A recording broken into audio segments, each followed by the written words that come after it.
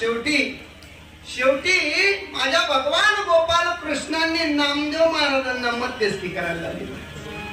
नामदेव राया, आई माझा ऐकेना म्हणून तुम्ही जरा पुढे होऊन शांतपणा घेऊन माझ्या आईला जरा समजावून सांगा. आणि मग नामाविनवी केशवासी हो गाया राखी तो वनासी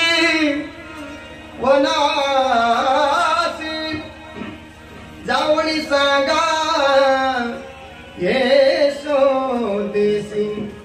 मला देव घाल. यशोदे घराकडे चाल मला देव घाल.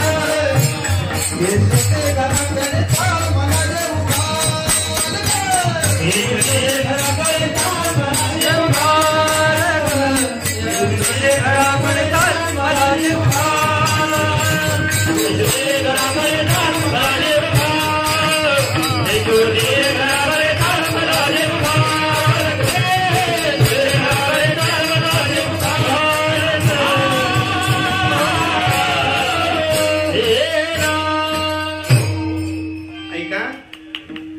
भगवान परमात्म्याचं ऐकलं नाही ते नामदेवरायांचं आईनं ऐकलं आणि आईनं देव घातलं. मधुमंगल आईकडे जा आणि आईकडे प्रेमपूर्वक माग, देईल आई तुला काहीतरी. पुन्हा धावत पळत मधुमंगल गेला. मी काय बोलतोय कळतंय ना सगळ्यांना. मधुमंगल घरी गेलो. आई माझ्या कन्हैयाला भूक लागलेली आहे, माझ्यासाठी नाही पण माझ्या कन्हैया करता काहीतरी दे.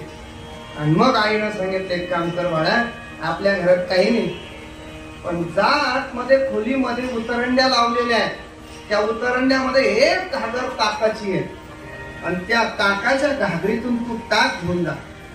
आई कशात नेऊ ग? ताक नेण्याकरता पात्र सुद्धा नाही हो या गोपाळाकडे. आणि मग धावत पळतच गेला. परमात्म्याच्या बद्दल अलौकिक प्रेम आहे म्हणून त्या मधुमंगलाने देवा करता आपल्या तोंडातच ताकाची गुळणी घेतली आणि धावत पळतच निघाला. धावत पळत गेला आणि जिथं भगवान परमात्मा उभे असं 50 पावलावरती मधुमंगल थांबला. थांबल्यानंतर मधुमंगलाने परमात्म्याकडे पाहिलं तर ऐका यशस्वी औदार्य ज्ञान वैराग्य ऐश्वर्य हे सहाही गुणवर्य वसती येते. ऐश्वर्य पाहिलं भगवंताचं आणि मधुमंगलाला वाटलं ऐश्वर्य संपन्न भगवान परमात्मा आणि माझ्या तोंडातली ताकाची मुष्टी बोलली मी देवाला कशी द्यायची? नको नको, हा अपराध मी कधी करणार नाही, हे पाप मी करणार नाही. आणि पण मधुमंगल झाडाच्या आड लपला देव तर मधुमंगलाचीच वाट पाहायला. मनातल्या मनात मधुमंगला करता परमात्मा म्हणतायत मधुमंगल अरे लवकर ये बाबा. अरे त्रेतायुगामध्ये माता शबरीने मला खाऊ घातला, त्याच्यानंतर योगच नाही आला खाऊ घातल्यात. द्वापार युगामध्ये आता मला खाण्याची इच्छा आहे पण मला तुझ्यासारखं भाव भरीत कोणी खायला दे म्हणून मधुमंगल ये. पण मधुमंगल कुठला येतो? परमात्माच 50 पावलं चालून गेली. मधुमंगलाला असं समोर घेतलं. मधुमंगल मेरे लिए ख्याल आहे हो.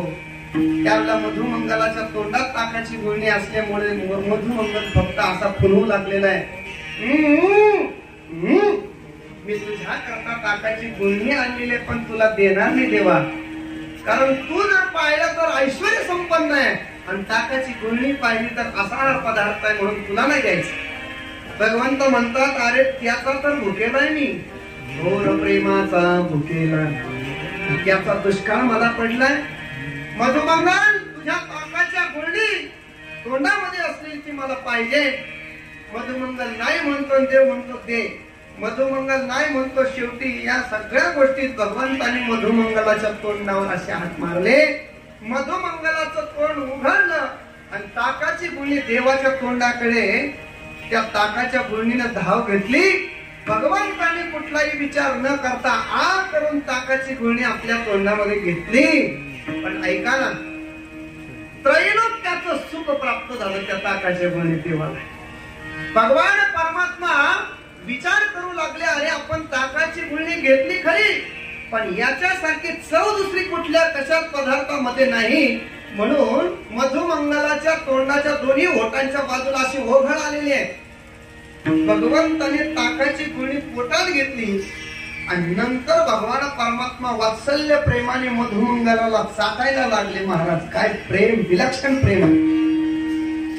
आज मधुमंगलाला चाटलं आणि दुसऱ्यांदा प्रल्हादाला चाटू लागले. चाटता चाटता भगवंत म्हणतात, प्रल्हादा, अरे अनुकूल परिस्थितीमध्ये माझं भजन कुणीही करतं रे, पण प्रतिकूलतेमध्ये, अडचणीमध्ये तू माझं भजन केलेलं आहे, मी प्रसन्न आहे तुझ्यावर, तुला काय पाहिजे ते मागून घ्या.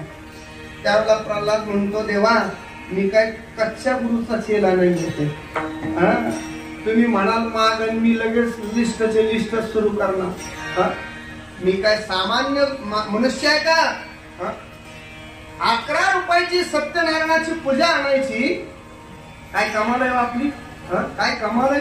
सत्यनारायणाच्या महापूजेमध्ये चांगली खारीक चालत नाही. कळलं का नाही? चांगली खारीक चालत नाही, चांगली सुपारी चालत नाही. सत्यनारायणाच्या महापूजेमध्ये किडलेली सुपारी पाहिजे, किडलेलीच खारीक पाहिजे, असं लिहिलंय का कुठे? आणि आपल्या मुलांना मेथीचे लाडू करायला कशी काळी खारीक 1 नंबरची द्या म्हणतो, आणि देवाला मात्र नास्ती पुसलेली, खराब झालेली.